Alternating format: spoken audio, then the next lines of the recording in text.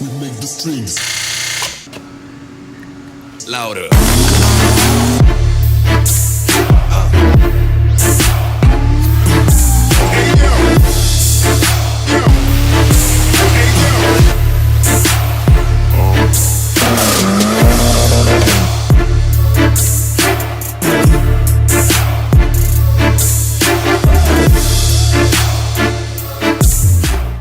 Alright guys, so we are at the shop. I think that's part 9. I think this is part 9 of Turbo K Series all-wheel drive Honda build.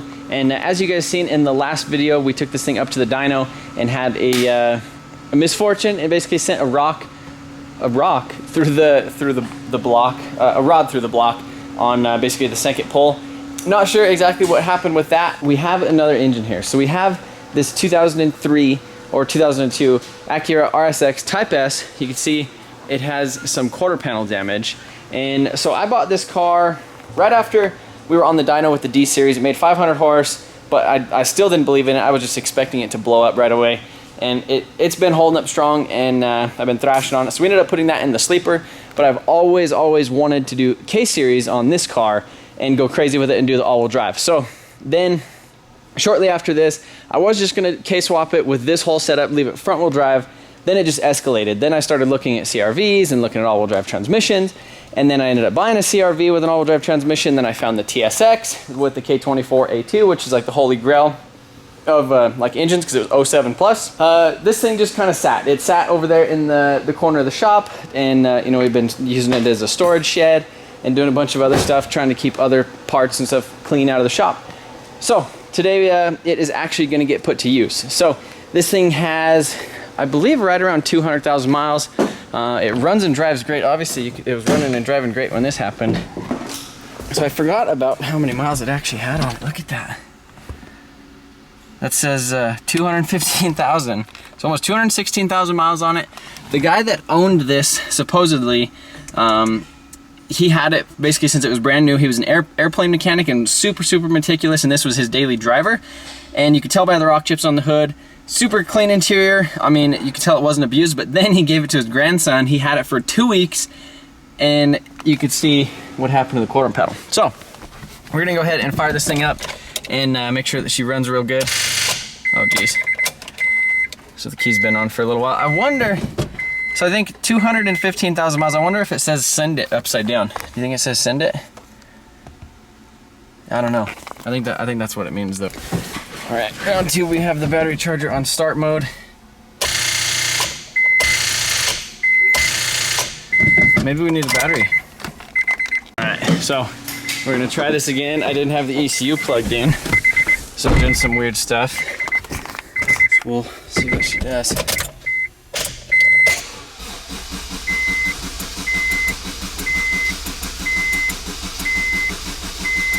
I thought this thing was just gonna fire right up. Jeez. How do we trust this engine now?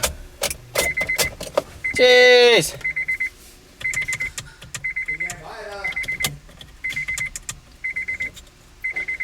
Do we have anything else unplugged? Because check engine lights on.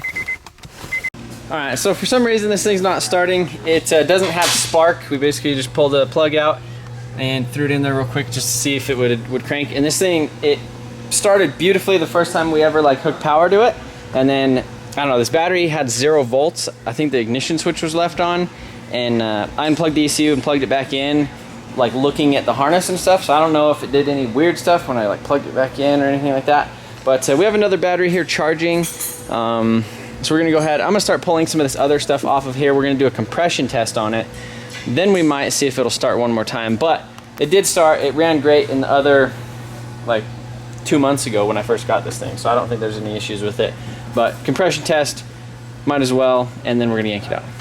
All right, so do a compression test. Pretty much all of them were about 170, 175. You can see this one about 160. So this one's a little bit lower, but it should be fine. It'll enjoy the boost. At least they're all, you know, within 10% of each other or so. Yeah, I guess the first one was like 175, like exact. But yeah, yank it out. It's It's got decent enough compression for now, and we're gonna get this thing running. So Ty's been over here. Ty's cooling himself off in front of the fan, but Ty's been over here yanking apart the Civic. He enlisted the help of David because he was gonna round off some bolts. I wasn't gonna attempt to try to get to those bolts because it's not V-band. Yeah, who doesn't have V-band plans? Well, I'm still 2019. I'm still waiting on the other turbo. He's waiting on. So hopefully, by the time that this thing is out, this thing's ready to come out, and then we can just give it a little, you know, hopefully, I'd like it to run tonight, but I don't know how far we'll go.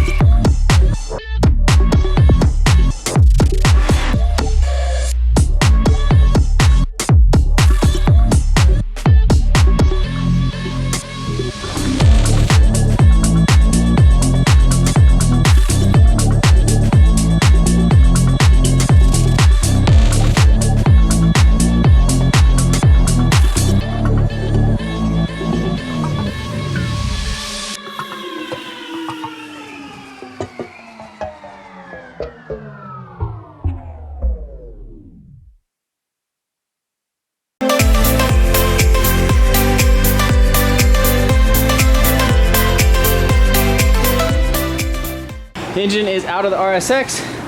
Got all the bits and pieces and messes laying around. Engine's a little bit, I mean, honestly not bad for 217,000 miles. It hasn't really leaked anywhere that make it look bad.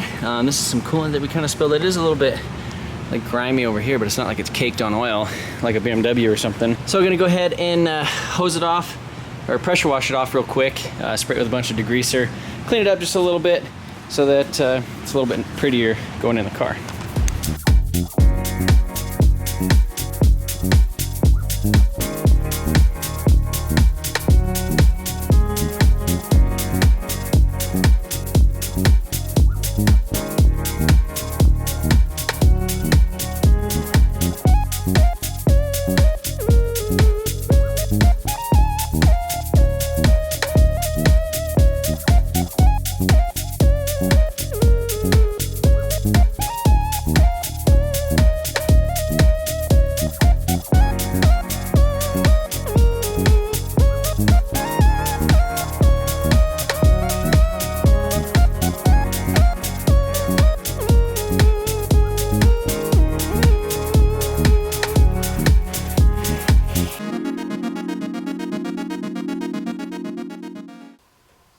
All right, Civic is on the lift, and we are getting ready to yank this thing out.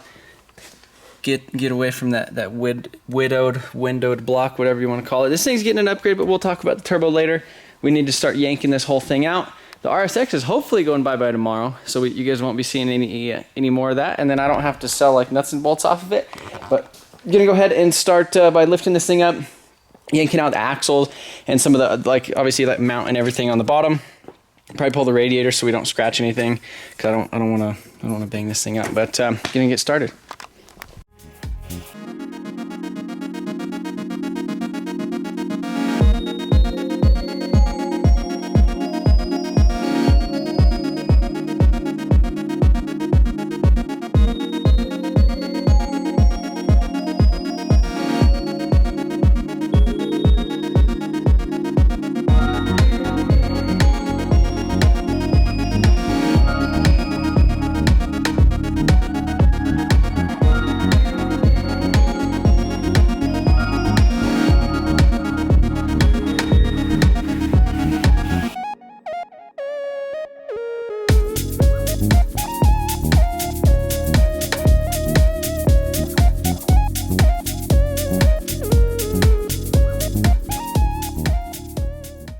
Alright, so got the oil pan off this guy. Man, look at that block.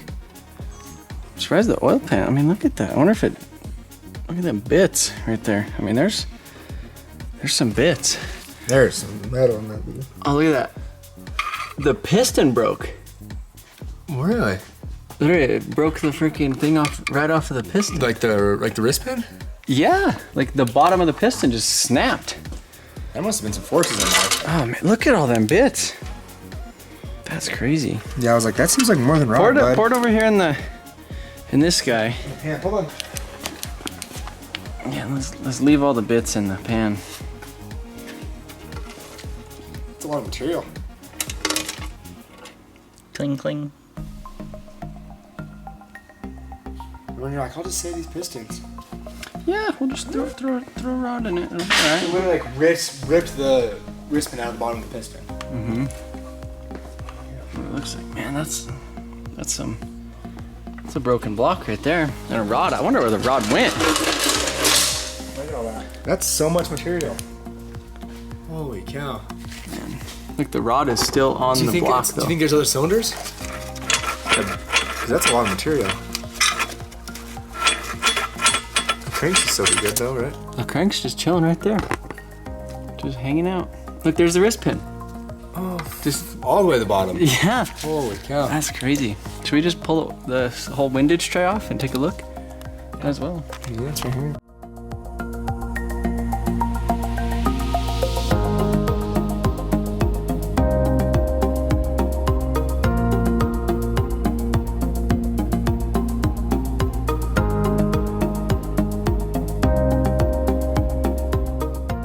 All right, so looking up here, we have the rod. You can see it completely snapped the wrist pin, basically. Or actually, the wrist pin is good, but the wrist pin broke off the bottom of the piston. So I don't know if that's what happened, but it didn't rod knock, because look at this. I mean, doesn't really feel like there's, I don't know. We'll see. I mean, there's a little bit side to side, but I mean, the rod end isn't like blue or anything. So we're gonna go ahead and yank this, but look how freely that spins. That spins just like brand new, like spring chicken. So we're gonna bust off this rod real quick and see if there's any bearing.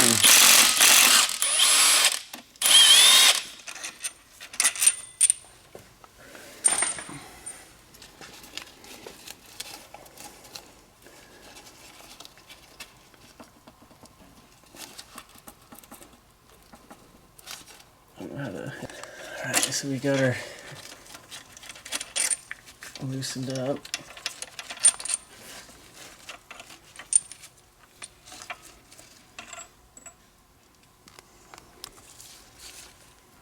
I mean, you can see a little. I guess we go set them on the bench, huh? I mean, it didn't look terrible. That one looks pretty good. This one looks like it has a little wear. But... Well, that's because the bearing's still on the crank. Oh, on the rod? On the crank ring, yeah. That's what you're saying. Yeah, this one doesn't look bad. That one doesn't. Well, he had a little bit in the middle, Yeah, but not terrible. Yeah, but I mean, it didn't rod, no. It's not blue or anything. Like, I don't know. All right, so I know this is probably gonna be hard to see But if you could see up there, you could see the ringland got completely busted off of it. And then you could see basically where the wrist pin goes, that whole thing got cracked. So either it like detonated potentially and just like completely like blew out the ringland, and then it like weakened the piston, and then the piston basically let go. Or, you know, basically let the wrist pin just crack out of there, or basically break the bottom of the piston out. But I mean, doesn't look like anything got hot. I mean, there's definitely an exploded piston up there. These rods look fairly beefy. Like now I kind of see why people are able to make like 600 or almost 700 horsepower on these stock bottom ends. Not forever, but I mean, they do it for a little while. And that was kind of the plan with this, is I just wanted to make sure that everything with this chassis worked really well together at like, let's say 500 horsepower before I go and spend a bunch of money on a built engine and a built tranny and, you know, all this crazy stuff. I wanted to see how it worked at 500 and then turn it up from there. So we're going to continue yanking this thing out, throwing it on the ground and disconnecting the tranny and all that stuff. And I guess that's probably going to be it for tonight. And then we'll stab that thing in tomorrow.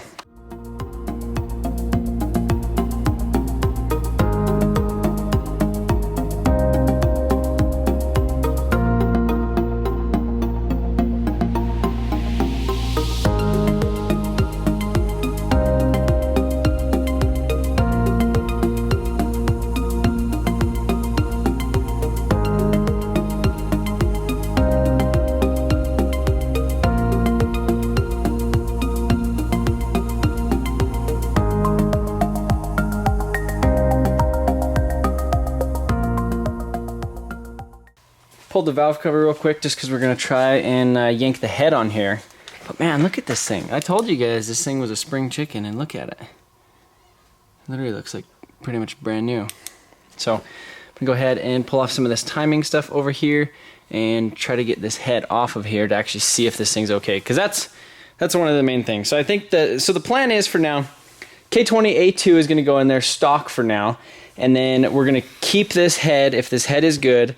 And I have the CRV engine over here, which is a K24 as well, but it has the bad VTEC, not the good. It has the economy VTEC that kicks in at 2000, but the pistons aren't as strong, the rods aren't as strong, but it's essentially the same block. So what we're going to do like the Type-s oil pump, pistons, rods, and then do the head, do this K24A2 head on it with probably some upgraded valve train, maybe some cam stuff, the PRB. This is basically the VTC gear, and this one only goes 25 degrees. The other one goes 40 degrees.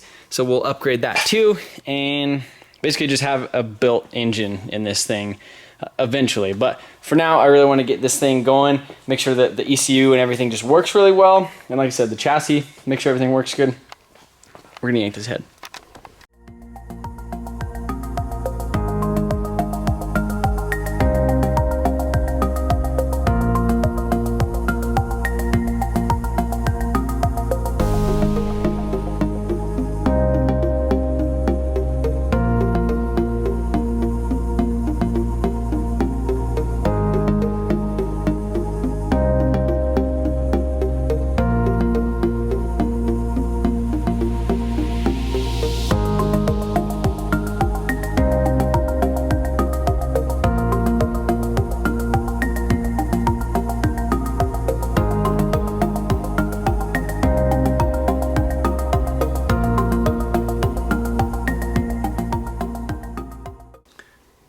So I think we're good.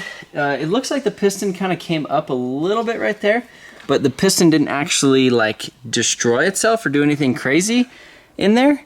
So the head should be good. So that actually kind of, that's at least one good piece of this puzzle. Yeah, so we'll put this in its little hiding spot. But yeah, come over here, take a look at the top of the piston, and you can see that it smacked the valves. And look at this head gasket. We could probably reuse this. Yeah, you can see the piston will actually rock in there a little bit, but you can see right there where it smacked the valves a couple times. But I mean, overall, that's not bad. Oh, look at this one. No, that's just water. I was gonna say it looked like that one had a little. It has a couple little things right there, but I mean, these pistons look amazing for, look at them. They almost look like factory forged. I think they are. Aren't they factory forged pistons? Mm-hmm. I mean, they look nice. They're like still shiny. Everything in this engine just looks like new. Except for the hull. I guess that's new too.